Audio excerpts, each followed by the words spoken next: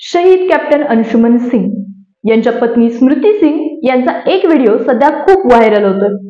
शहीद कॅप्टन अंशुमन सिंग यांना मरणोत्तर कीर्ती चक्र पुरस्काराने सन्मानित केले गेलं। त्यावेळी स्मृती सिंग नक्की काय बोलल्या, चला जाणून घेऊ। सियाचीन मध्ये झालेल्या भीषण आगीच्या दुर्घटनेत अंशुमन सिंग यांनी आपले प्राण गमावले। त्यासाठी त्यांना कीर्ती चक्राने गौरवण्यात आलं। हा पुरस्कार स्वीकारल्यानंतर त्यांच्या पत्नी स्मृती सिंग यांनी आपल्या भावना एका व्हिडिओतून व्यक्त केल्या। त्यात त्या म्हणाल्या की आमच्या लग्नानंतर 2च महिन्यात अंशुमन यांचं पोस्टिंग सियाचीनला झालं। आम्ही 8 वर्ष नात्यात राहिल्यानंतर नुकतंच लग्न बंधनात अडकलो होतो। अंशुमन यांचं जाणं हे आमच्यासाठी खूप कठीण होतं। स्वतः आधी दुसऱ्याचा जीव वाचवणाऱ्या पतीचा मला अभिमान वाटतो, असंही त्या म्हणाल्या।